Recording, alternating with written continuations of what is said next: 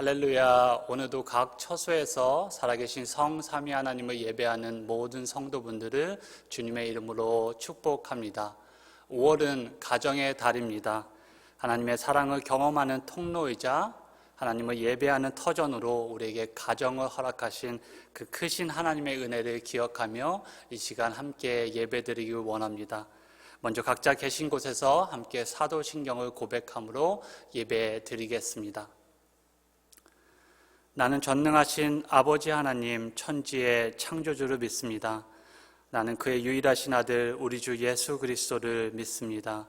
그는 성령으로 잉태되어 동정녀 마리아에게서 나시고 본디오 빌라도에게 고난을 받아 십자가에 못 박혀 죽으시고 장사된 지 사흘 만에 죽은 자 가운데서 다시 살아나셨으며 하늘에 오르시어 전능하신 아버지 하나님 우편에 앉아 계시다가 거기로부터 살아있는 자와 죽은 자를 심판하러 오십니다. 나는 성령을 믿으며 거룩한 공교회와 성도의 교제와 죄를 용서받는 것과 몸의 부활과 영생을 믿습니다. 아멘. 이 시간 다 함께 찬송가 570장을 찬송하겠습니다.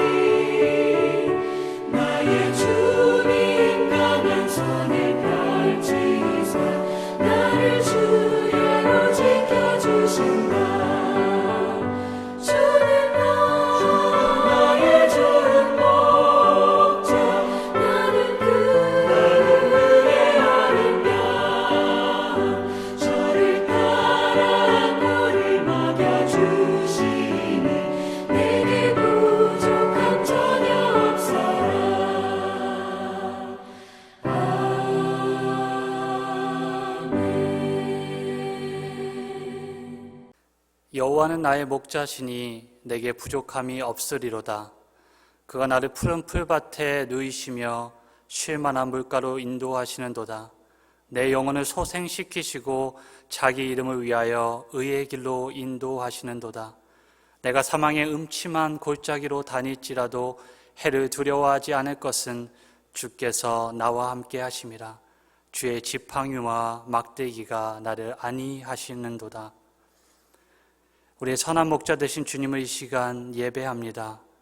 우리를 선한 길로 인도하시고 우리에게 좋은 꼴을 먹이시고 우리를 보호하시는 주님, 이 시간 우리의 경배와 찬양을 받아주시옵소서.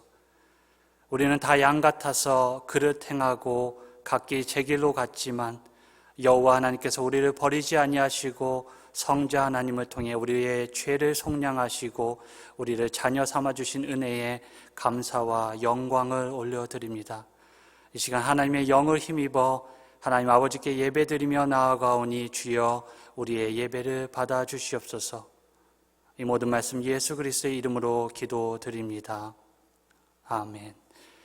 이 시간 함께 찬송가 579장을 찬송하겠습니다.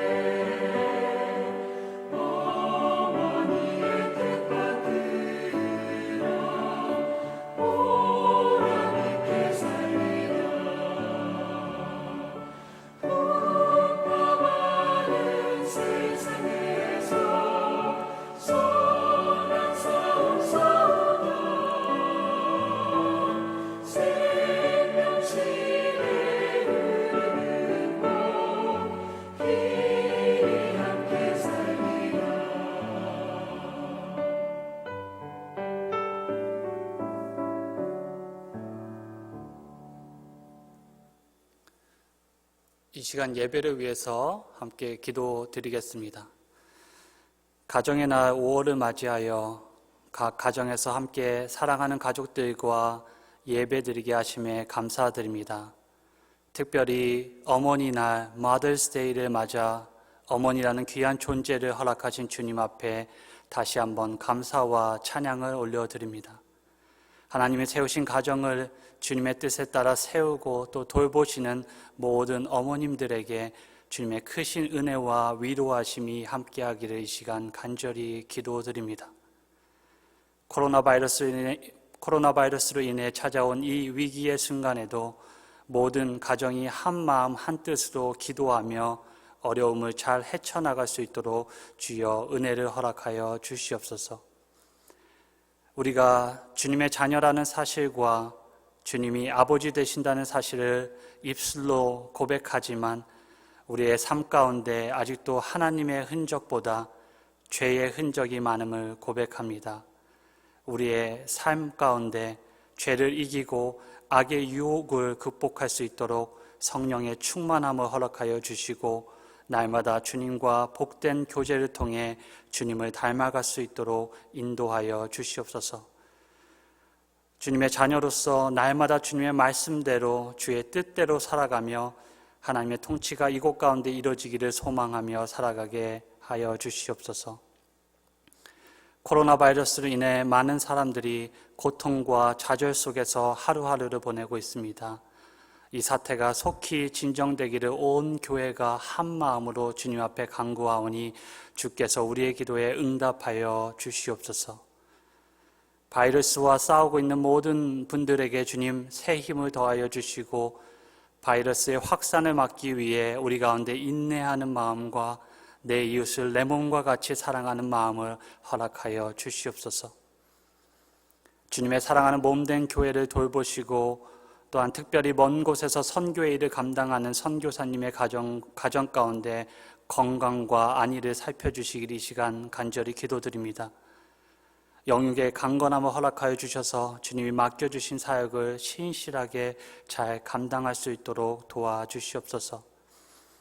주님의 맡겨진 사명에 따라 세우신 각 기관과 부서 가운데 지혜와 인내와 능력을 주셔서 우리가 현재 마주한 이 환경에 잘 대응해 나갈 수 있도록 주님 도와주시옵소서. 이 시간 보내주실 담임 목사님을 위해서 기도합니다. 주님의 진리의 말씀을 가르치며 하나님의 사역에 열심을 품고 함께 동력할 수 있는 담임 목사님을 우리 교회 가운데 허락하여 주시옵소서. 이 시간 우리가 드리는 예배가 주님이 받으시기에 합당한 예배 되기를 원하며 이 모든 말씀 살아계신 예수 그리스도의 이름으로 기도드립니다. 아멘. 이 시간 함께 하나님께 예물을 드리겠습니다. 아버지 나를 사랑하시고 나의 모든 것 주께 드려요. 아버지 내가 여기 있으니 주님 영광 위하여 써주세요. 아버지 나를 사랑하시니 나의 모든 것 주께 드려요. 아버지 내가 여기 있으니 주님 영광 위하여 써주세요. 주님 영광 위하여 써주세요. 주님 교회 위하여 써주세요.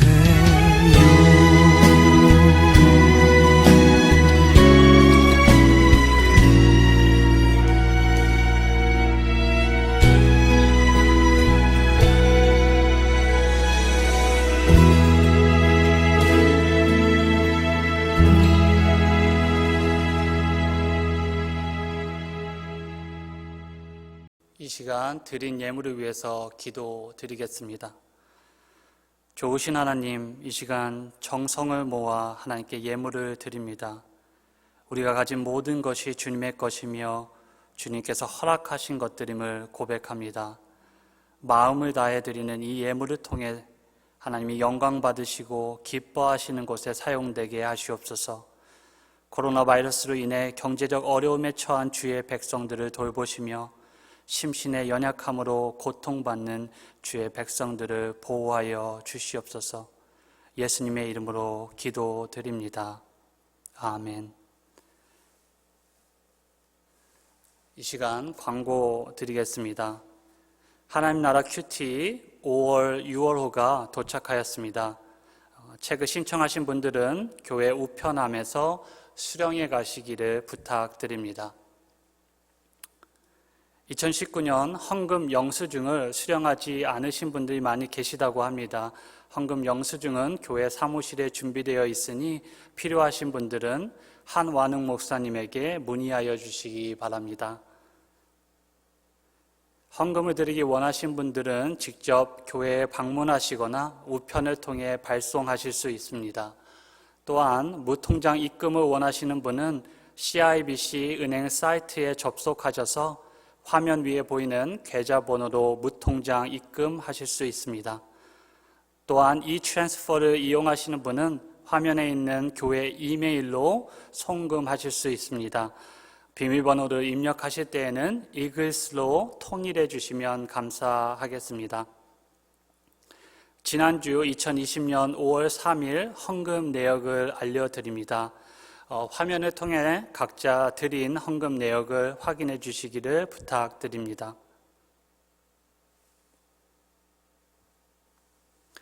제4대 담임 목사 후보자 인준을 위한 공동의회 투표를 위하여 당회에서 안수 집사회를 중심으로 투표관리위원회를 다음과 같이 구성하였음을 알려드립니다.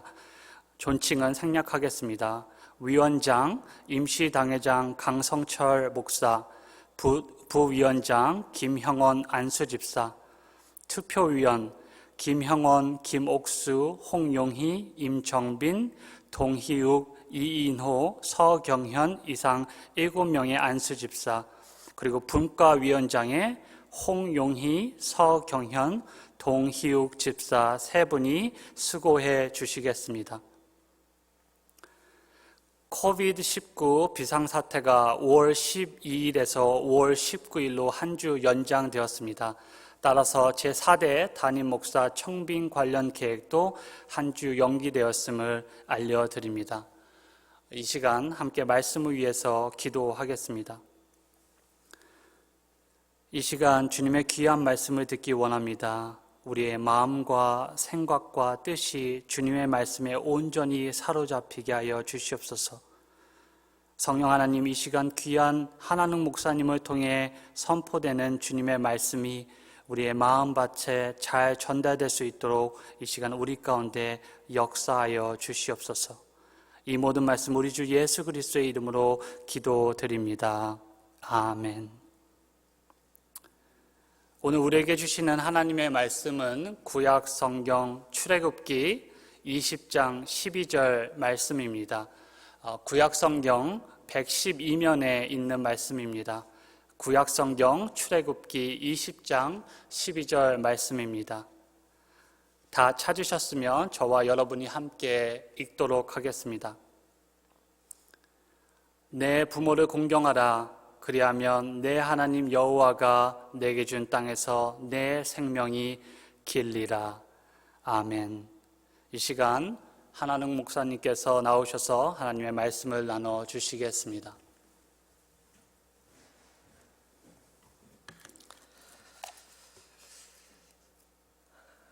할렐루야.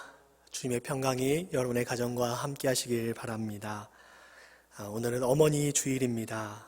한국에서는 5월 8일이 어버이날로 지키고 있지요. 그래서 부모님에 대한 사랑과 감사의 마음을 표현하고 있습니다. 우리가 살고 있는 캐나다에서는 오늘이 Mother's Day죠. 그리고 6월에는 Father's Day가 있어서 두 날을 통해서 부모님들에 대한 사랑과 감사의 마음들을 특별히 표현하고 있습니다.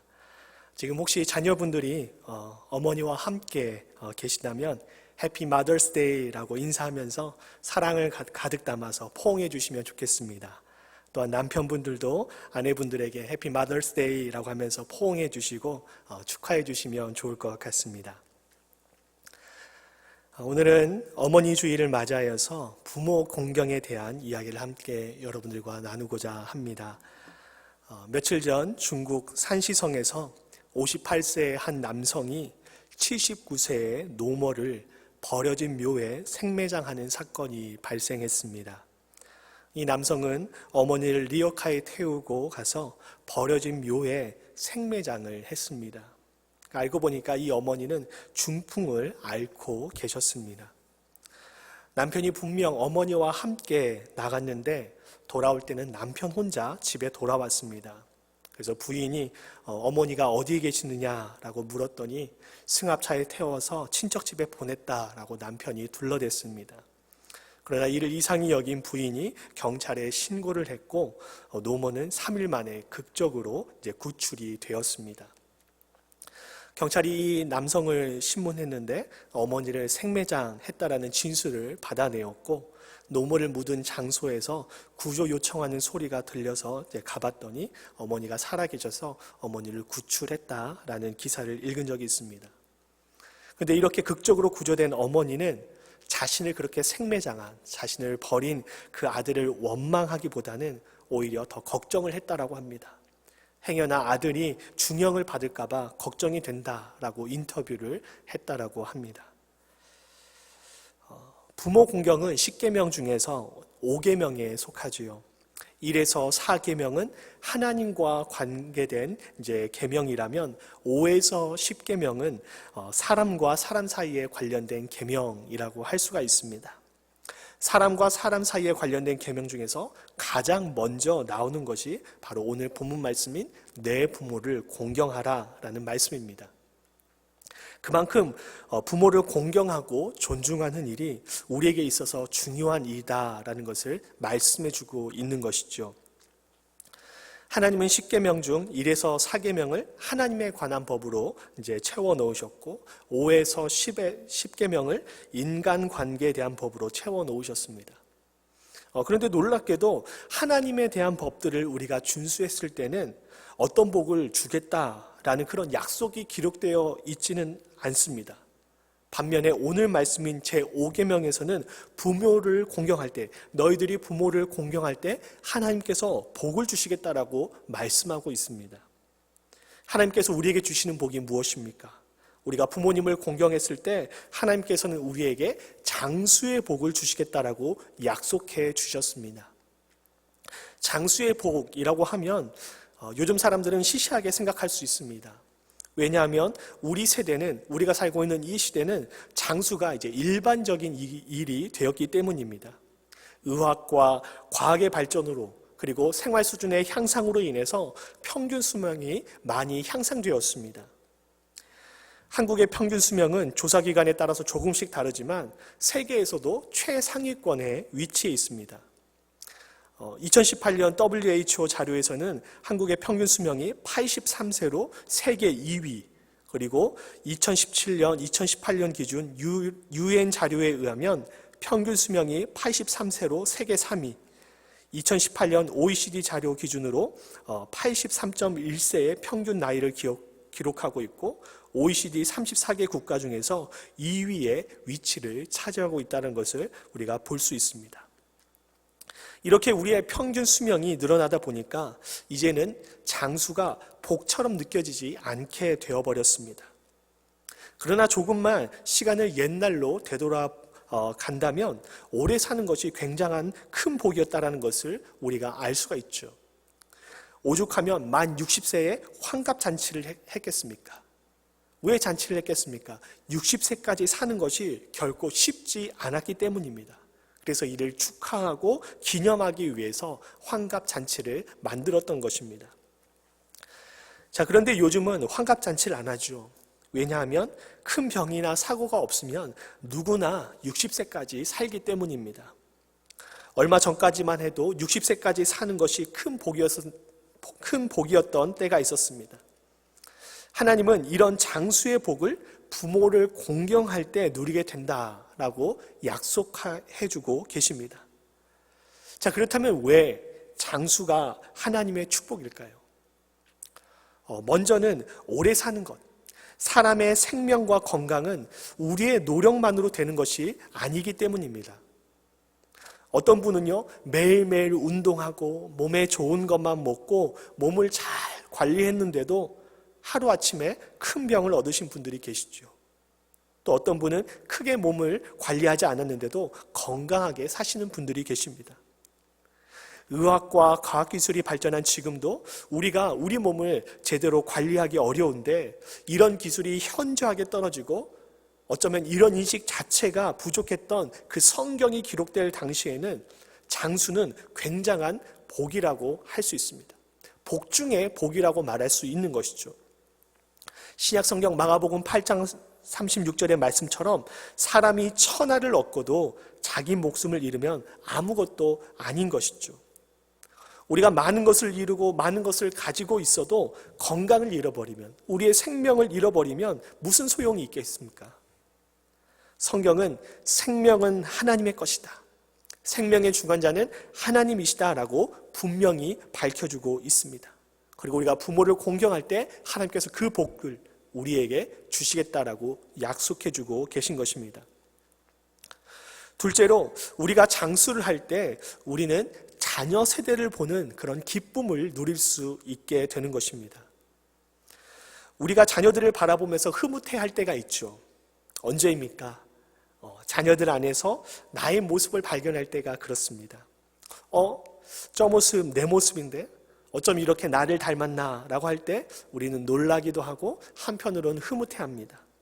또한 그런 자녀가 앞길이 잘 풀리거나 또한 그런 자녀가 나에게 사랑을 베풀어 줄 때, 사랑을 느끼게 할 때 우리는 흐뭇해하지요.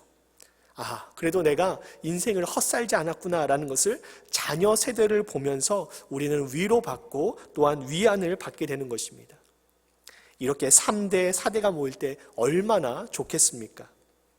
이러한 복들은요, 장수하는 사람들만 누릴 수 있는 축복이라고 말할 수가 있습니다. 우리가 부모를 공경할 때 하나님은 이런 장수의 축복을 우리에게 주시겠다라고 약속하셨는데, 자, 그렇다면 부모를 공경한다라는 의미가 구체적으로 어떤 의미일까요? 오늘 본문에서 공경이라는 단어의 히브리어는 카베드라는 단어를 사용합니다. 유대인들은 이 단어를 3가지로 사용을 했습니다. 첫째로, 저울에 물건의 무게를 달 때 이 카베드라는 단어를 사용했고요. 둘째로, 상대에게 영광을 돌리거나 영화롭게 할 때 이 카베드라는 단어를 사용했습니다. 그리고 마지막으로 무겁다라는 의미로 이 카베드라는 단어를 사용했습니다. 이 무겁다의 경우 물량적인 개념이 아니라 비중이 있다, 중요하다라는 의미를 뜻합니다. 오늘 내 부모를 공경하라 해서 이 공경이란 단어에 사용된 카베드는 바로 이 마지막 3번째에 해당하는 단어입니다. 우리 인생에서 부모님을 중요한 존재로, 비중 있는 존재로 여기라는 그런 하나님의 말씀인 것이죠. 우리 사람은 자기중심적입니다. 그러다가 가정을 꾸리고 나서는 이제 배우자 중심이 되고요. 또한 그 가정 안에서 이제 자녀를 낳게 되면 자녀 중심적인 그런 삶들을 살게 됩니다. 그렇게 바쁘게 하루하루를 살다 보면 나도 모르는 사이에 나를 낳아주시고 길러주신 그 부모님에게 소홀해질 때가 있습니다. 우리가 의도한 것은 아니지만 내 배우자, 내 자녀를 챙기다 보니까 자연스럽게 부모님께 신경을 못 쓰게 되는 경우들이 있다라는 것입니다. 나이를 들면 신체가 늙습니다. 몸의 기능이 저하되고요, 신체도 작아집니다. 무엇을 하든지 조금 둔해 보이고 또한 부족하게 보이게 되는 것이죠. 우리 부모님도 그렇죠. 저도 어렸을 때에는 저희 아버지가 그렇게 크게 보였습니다. 덩치도 크고 힘도 세 보였습니다. 그래서 틈만 나면 아버지에게 알통을 보여주세요라고 하면서 아버지의 그 단단한 알통을 만져보고 감탄하곤 했습니다. 그런데 그때 어렸던 제가 이제 장성을 했고요. 저희 아버지는 늙으셨습니다. 어릴 때 그렇게 산처럼 크게 보였던 아버지의 뒷모습이 이제는 저보다 작아지게 되셨습니다. 젊었을 때보다 아버지는 많이 힘도 약해지셨고요. 몸도 전체적으로 쇠약해지셨습니다. 왜 그렇게 되셨을까요? 젊으셨을 때 넘쳤던 그 에너지를 저희를 양육하는 데 모두 쏟아 부으셨기 때문입니다. 그런 의미에서 지금의 부모님의 그 연약함, 부모님의 그 육체의 초라함은 사랑하는 자녀를 위해서 사랑의 진액을 모두 쏟아놓으신 결과라고 할 수 있는 것이죠. 브레바드 차일즈라는 저명한 구약학자가 있습니다. 그분은 오늘 말씀에 나오는 이 공경이라는 의미를 다음과 같이 설명했습니다. 공경한다는 말은 아주 소중하게 평가하다, 존경을 보이다, 영화롭게 하고 존귀케 한다의 뜻이다. 뿐만 아니라 그것은 애정을 보여주다와 사랑하다라는 미묘한 의미도 가지고 있다. 그것은 하나님에 대해 인간이 취해야 할 마땅한 응답을 묘사하기 위하여 빈번히 사용된 용어이며 예배하다와 유사한 뜻이다. 게다가 이 5번째 계명의 병행 구절인 레위기 19장 3절에서 실제로 다른 곳에서는 하나님에게 사용되는 말인 두려워하다, 경외하다라는 용어를 사용한다. 무슨 말입니까? 부모를 공경한다라고 하는 말은 부모님을 소중하게 생각하고 존경하고 그분들을 영화롭고 존귀하게 여김받도록 여기는 것입니다. 우리가 마음을 다해서 하나님을 예배하는 그러한 마음으로 우리 부모님들을 대해야 한다라는 그런 말씀인 것이죠. 인간 스스로가 선택할 수 없는 관계 중 하나가 바로 부모입니다. 그리고 부모는 자녀에게 가장 큰 영향을 주는 그런 관계에 있는 분들입니다. 아이가 태어나면서 아이의 인격 형성과 육체적 성장에 영향을 미치고요.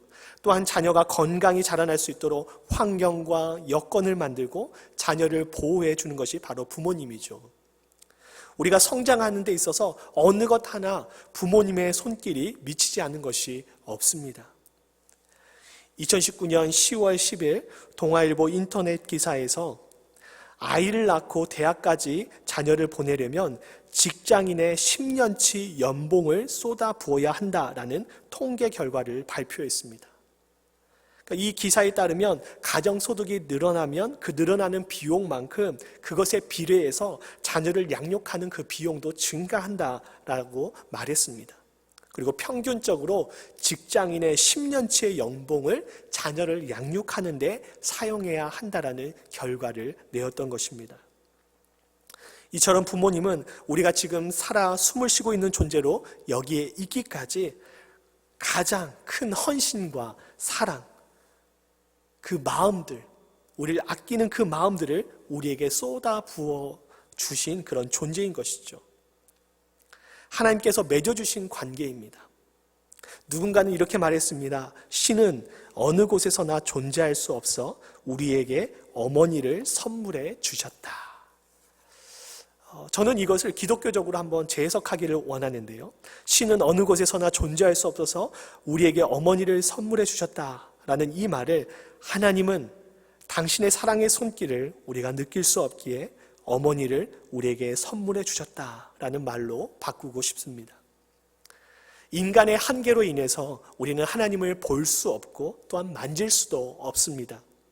어떤 것이 하나님의 도우심의 손길인지, 어떤 것이 하나님의 인도하심인지, 하나님의 권능의 손길인지 우리는 알지 못하지요. 그래서 하나님은 우리에게 어머니, 아버지라는 선물을 보내주심으로 말미암아 하나님의 역할을 대신하게 하신 것입니다. 우리는 부모님을 공경함을 통해서 또한 사회생활을 어떻게 해야 하는지, 다른 사람들을 어떻게 대해야 하는지를 배우게 됩니다. 그래서 종교개혁자 마르틴 루터는 그의 대요리 문답에서 부모에 대해서 다음과 같이 말했습니다. 부모의 권위로부터 모든 다른 권위가 파생되고 발전된다. 부모의 모든 권위로부터 모든 다른 권위가 파생되고 발전된다. 우리가 부모님을 사랑으로 대하고 존중하며 또한 그분들을 나의 소중한 분들이라고 생각하며 진중한 마음으로 그분들을 대할 때 그것이 몸에 밴 사람들은 사회에 나가서도 다른 사람들과 관계를 맺을 때도 그렇게 관계를 맺는다라는 것입니다. 다른 사람들을 존중하고 소중히 여긴다라는 것이죠. 부모님을 사랑하는 것은 큰 돈이 들지 않습니다. 우리는 물질 만능주의 시대에 살고 있습니다. 웬만한 일들은요, 전부 돈으로 해결할 수가 있습니다. 물건을 사는 것, 여행 가는 것, 병원 가서 수술하는 것, 심지어는 교통사고나 어떤 일로 인해서 누군가에게 피해 상해를 가했을 때도 우리는 돈으로 그것들을 해결할 수가 있습니다. 그러다 보니까 자연스럽게 우리는 부모님을 사랑하고 공경하는 일에도 돈을 사용하려고 하는 모습들이 우리 안에 알게 모르게 배어져 버렸습니다. 그러나 부모님을 공경하는 것은 큰 돈이 필요하지 않습니다. 돈보다 중요한 것이 무엇입니까? 바로 부모님을 마음 깊이 사랑하는 그 마음이죠. 그 중심인 것입니다. 저에게는 6살 된 딸이 있습니다.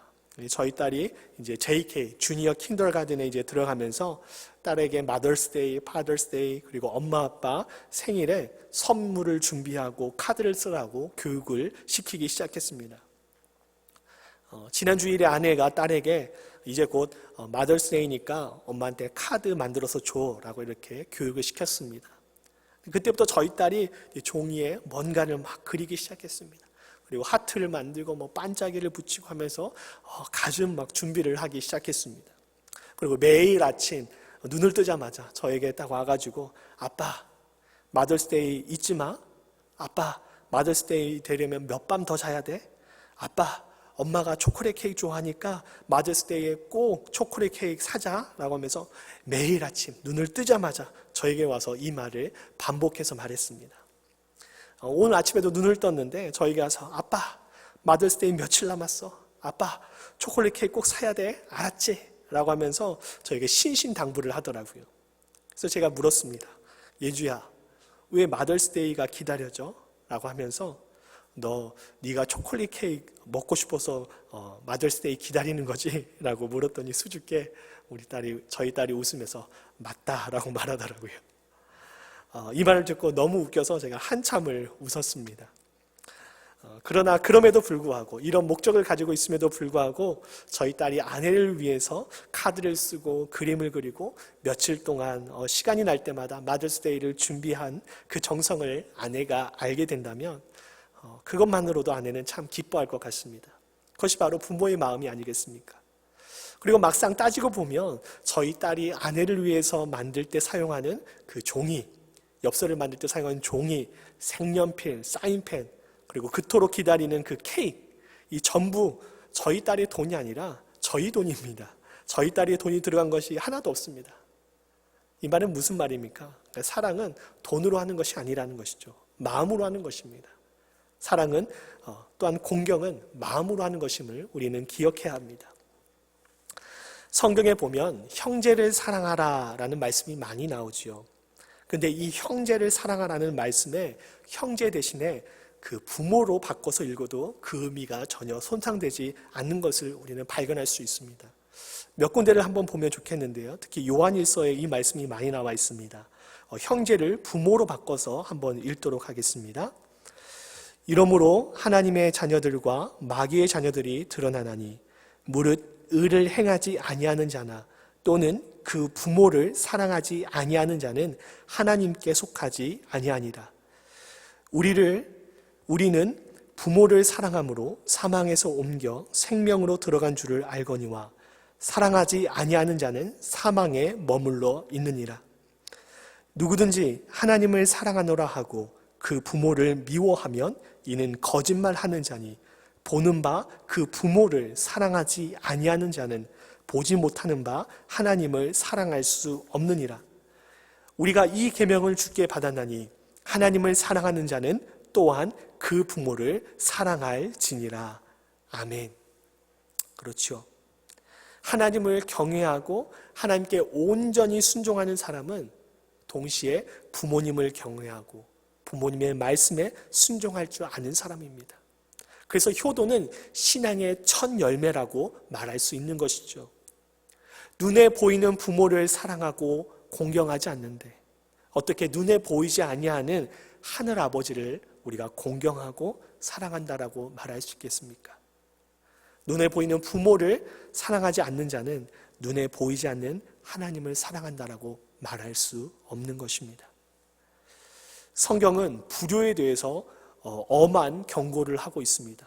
굉장히 강력하게 말씀하고 있습니다.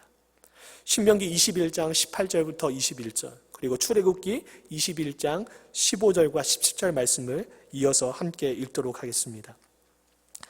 사람에게 완악하고 패역한 아들이 있어 그의 아버지의 말이나 그의 어머니의 말을 순종하지 아니하고 부모가 징계하여도 순종하지 아니하거든. 그의 부모가 그를 끌고 성문에 이르러 그 성읍 장로들에게 나아가서 그 성읍 장로들에게 말하기를 우리의 이 자식은 완악하고 패역하여 우리 말을 듣지 아니하고 방탕하며 술에 잠긴 자라 하며 그 성읍의 모든 사람들이 그를 돌로 쳐 죽일지니 이같이 내가 너희 중에서 악을 제하라. 그리하면 온 이스라엘이 듣고 두려워하리라. 출애굽기 말씀입니다. 자기 아버지나 어머니를 치는 자는 반드시 죽일지니라. 자기의 아버지나 어머니를 저주하는 자는 반드시 죽일지니라. 아멘. 우리는 누가복음 15장에서 탕자에 대한 이야기를 잘 알고 있죠. 15장에 보면 탕자에 대한 이야기가 나옵니다.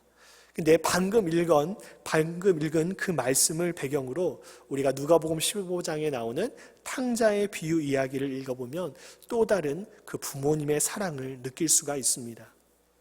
탕자는 어떤 사람입니까? 탕자는 아버지에게 자기 몫의 유산을 달라고 요구한 아들이었죠. 살아있는 아버지에게 유산을 달라라고 말하는 것은 당시 문화에서는 있을 수가 없는 일이었습니다. 이것은 어떤 의미이냐면 더 이상 저에게는 아버지가 필요 없습니다. 저에게는 아버지가 죽은 사람과 같습니다. 아버지가 빨리 죽었으면 좋겠습니다 라고 하는 뜻입니다. 굉장히 배은망덕한 행위이죠. 그러나 아들의 배은망덕함에도 불구하고 이 아버지는 그 아들에게 유산을 물려주었습니다. 그리고 이 아들은 유산을 가지고 외국에 가서 방탕하게 모든 돈을 탕진해 버렸습니다. 결국 남의 집 살이하며 힘들게 살던 이 아들은 아버지에게 돌아가서 내가 아버지 집에 종으로 살겠다라는 생각을 가지고 집으로 발걸음을 돌리게 되었습니다. 반면 아버지는 어떻게 했습니까? 모진 말과 함께 자신을 떠나버렸던 아들을 잊지 않고 매일매일 하루가 멀다 하고 기다렸습니다. 이윽고 먼 곳에서 흐릿한 아들의 모습이 보이는 것을 확인한 아버지는 사회적 체면도 버린 채 전심전력을 다해서 아들 향해 달려갔습니다.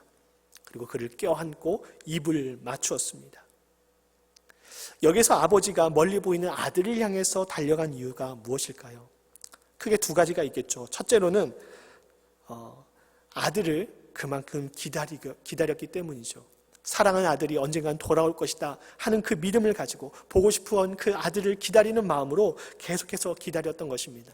그래서 그 반가움에 아들이라는 그 죽은 것만 같았던 나를 떠나고 나를 배신했던 그 아들이 돌아왔다라는 그 마음만으로도 기쁜 마음으로 반가운 마음으로 그 아들 향해서 달려갔던 것입니다.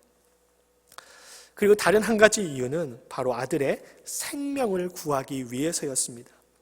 우리가 읽었던 출애굽기 21장 말씀과 신명기 21장 말씀에 근거하여 이 아들은 사람들에게 돌에 맞아 죽어도 되는 그런 페류나였습니다. 마을에 이 아들이 들어섰을 때 사람들은 우선 마을에 돌아온 이 아들을 보고 놀랐을 것입니다. 그리고 그가 아버지에게 한 것을 생각하면서 아마 하나 둘씩 조용히 돌을 들기 시작했을 것입니다. 왜 돌을 들었을까요? 하나님의 말씀에 따라서 그 페류난을 돌로 쳐서 죽이기 위해서였습니다. 그런데 아버지는 마을 사람들이 돌로 아들을 쳐서 죽이기 전에 먼저 뛰어가서 그 아들을 끌어안고 입을 맞추면서 내가 이 아들을 용서했다.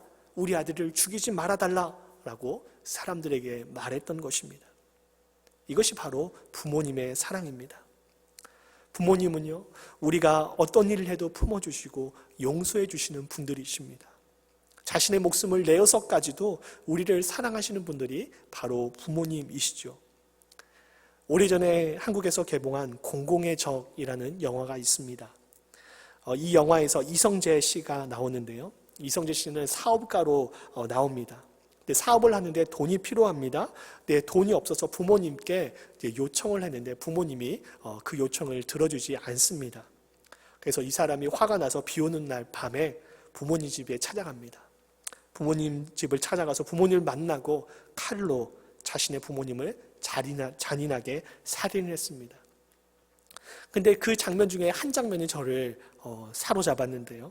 이성재 씨가 부모님을 칼로 찔러서 살인을 하는데, 그런데 이 이성재 씨도 칼을 쓰는 사람이 아니니까 칼을 사용하다가 부주의로 자기의 손톱 일부를 잘라버린 것입니다.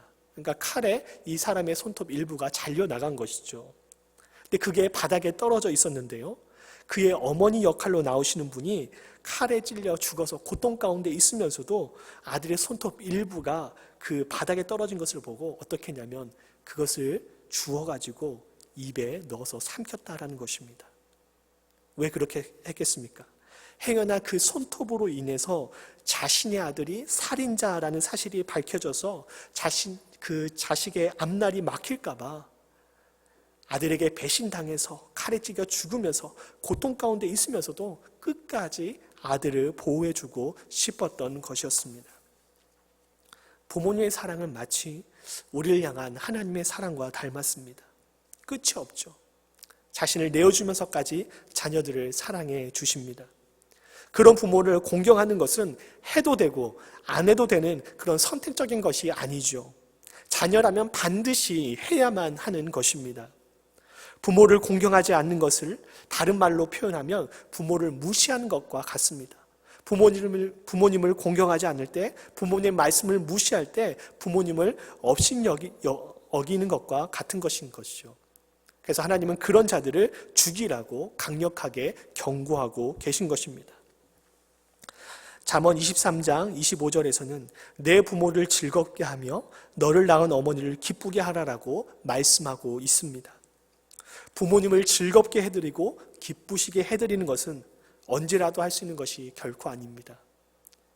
우리는 유한적인 존재입니다. 내가 나이를 먹으면 먹을수록 부모님은 그만큼 더 늙어 가시는 것이죠. 부모님이 늙어 가신다라고 하는 것은 그만큼 우리가 함께 할 수 있는 그 시간이 줄어들고 있다. 사랑을 나눌 수 있는 시간이 줄어들고 있다라는 그런 말씀인 것입니다. 언제 어떻게 어떤 일이 우리에게 벌어질지 모릅니다. 한 치 앞도 모르는 것이 우리의 인생입니다. 내일 부모님께 인사드려야지 했다가 내일 부모님께 인사드리지 못할, 부모님을 만나 뵙지 못할 수도 있는 것이 우리가 살고 있는 세상입니다. 지금 캐나다에서 부모님과 함께 살고 계시는 분도 계시겠지만 아마 많은 우리 교회 성도님들께서 성도님들의 부모님들은 아마 한국에서 살고 계실 것입니다. 만나고 싶어도 쉽게 만나기가 어려운 상황 가운데 놓여 있습니다. 그러나요, 부모님을 사랑하는 그 마음은 우리를 가로막고 있는 태평양도 건널 수 있는 것이죠. 태평양을 건너서 그 사랑하는 마음이 전해질 수 있습니다. 부모님께 자주 연락드리시기 바랍니다. 자주 사랑을 표현하시기 바랍니다. 자주 안부를 물으시길 바랍니다. 앞서 말씀드린 것처럼 우리나라의 평균 수명이 굉장히 높아졌습니다. 그만큼 노년의 시간이 늘어났다는 말씀이죠. 하지만 우리의 가족 단위가 핵가족으로 변하고 또 1인 가구로 변하면서 부모님과 함께하는 시간들이 줄어들고 있습니다. 그래서 노년층들은 평균 수명은 늘어났지만 그 늘어난 만큼 외로운 시간들을 보내고 있다라는 통계를 본 적이 있습니다. 수명이 늘었지만 수명이 는 만큼 외로운 시간들이 더 길어졌다라는 말씀입니다. 부모님들을 외롭게 두지 마십시오. 부모님께 사랑을 표현하십시오. 하나님을 경외하는 마음으로 나를 위해 일평생 수고하신 그 부모님, 지금도 우리를 위해서 밤낮으로 눈물로 기도하시는 그 부모님께 사랑을 전해드리시는 여러분들이 될 수 있기를 바랍니다. 십계명에 내 부모를 공경하라는 말씀이 기록되어 있다라고 하는 것은 당시 성경이 기록될 당시에도 부모님을 공경하지 않는 사람들이 있었다. 이것이 사회적인 문제가 되었다라는 반증이기도 한 것입니다. 부모님을 공경하는 것은 당연한 이치입니다. 그러한 당연한 이치를 행치 못할 때 하나님은 그런 자를 죽이라고 강력하게 말씀하셨습니다. 반면 부모님을 공경할 때, 부모님을 사랑으로 대할 때 하나님께서는 장수의 축복을 주시겠다라고 우리에게 약속해 주셨습니다. 모세는 출애굽기의 이 말씀을 나중에 신명기에 가서 출애굽 2세대들, 즉 출애굽할 때 어린아이였던 세대들과 광야에서 태어난 그 세대들 가운데 이 말씀을 다시 한번 전했습니다. 그러면서 하나님의 말씀에 한 가지를 더 덧붙였는데요. 우리 신명기 5장 16절 말씀을 함께 읽도록 하겠습니다. 너는 내 하나님 여호와께서 명령한 대로 내 부모를 공경하라. 그리하면 내 하나님 여호와가 내게 준 땅에서 내 생명이 길고 복을 누리리라. 아멘. 모세는 부모를 공경하는 자는 하나님께서 장수의 축복을 주심과 동시에 그의 인생 가운데 하나님의 또 다른 복을 내려주시겠다라고 말했습니다. 아마도 광야 40년의 생활을 하면서 또는 그의 전 인생을 살면서 모세가 보고 느끼고 경험한 것을 이 말씀 가운데 첨가하지 않았나 싶습니다. 우리가 기억할 것은 하나님께 복을 받기 위해서 부모님을 공경하는 말씀이 아닙니다. 공경은요, 하나님께 어떤 복을 주시든 주시지 않든 그것과는 상관없이 그저 우리를 정성껏 지금까지 키워주시고 돌봐주신, 과거에도 그랬고 앞으로도 우리를 위해서 눈물로 기도해 주시는 그 부모님께 감사하는 마음으로, 내가 이 땅에 존재할 수 있게 힘써주신 그 부모님께 감사하는 마음으로 당연히 해야 하는 것입니다. 우리가 마음을 다해서 부모님을 공경할 때 그런 모습을 본 우리 자녀 세대가 또한 우리를 공경하지 않겠습니까?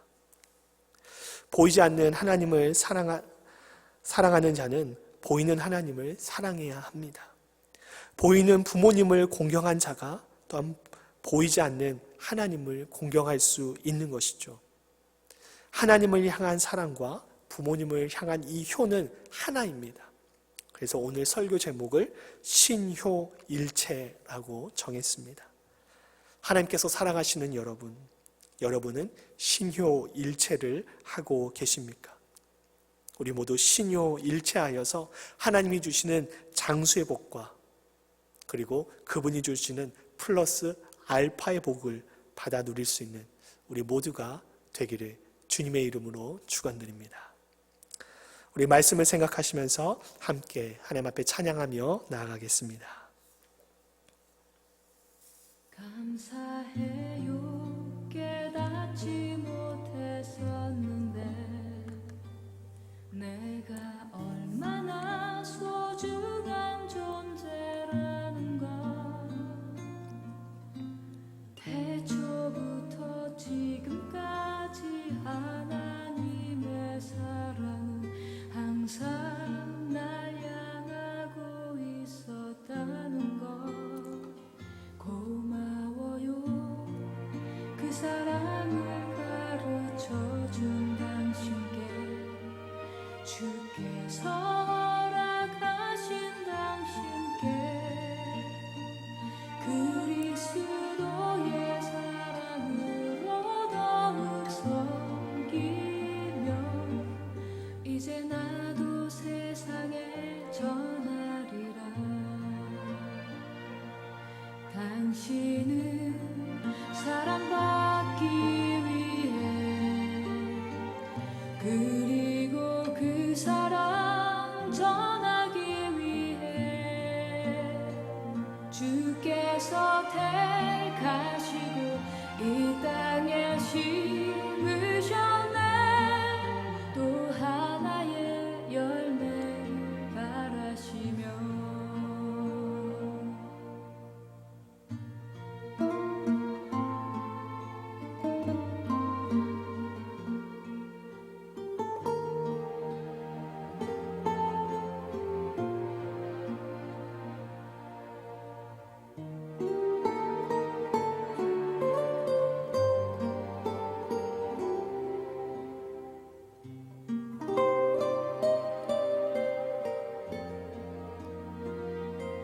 당신은 사랑받기 위해 그리고 그 사랑 전하기 위해 주께서 택하시고 이 땅에 심으셨네. 또 하나의 열매를 바라시며 당신은 사랑받기 위해 그리고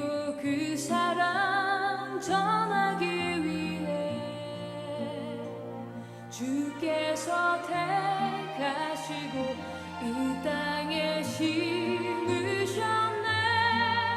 또 하나의 열매를 바라시며 또 하나의 열매를 바라시며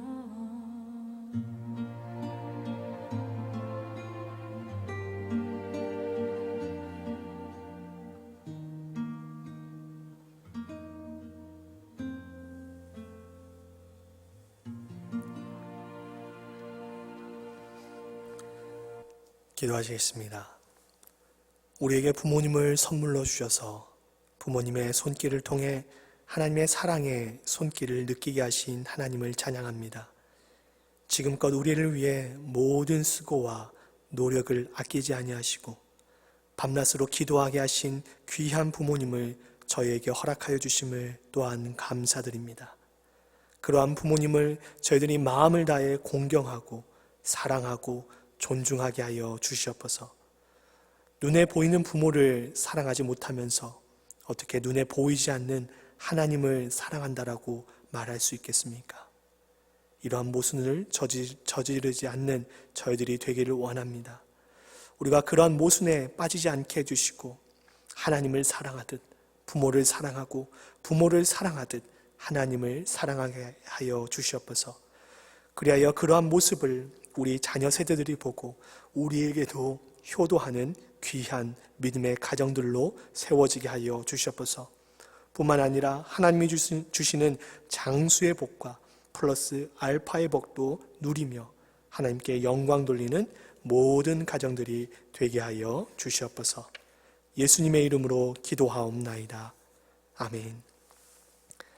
이제는 우리 구주 예수 그리스도의 은혜와 하나님 아버지의 크신 사랑하심과 성령님의 감화감동 역사하심이 내 부모를 공경하라는 말씀을 우리의 마음 깊이 새기고 우리를 위해서 한평생 수고하신 부모님을 마음을 다해 사랑하고 공경하며 존경을 표현하기로 다짐하는 모든 주의 백성들을 위해 이제로부터 영원까지 함께 하시기를 간절히 축원하옵나이다.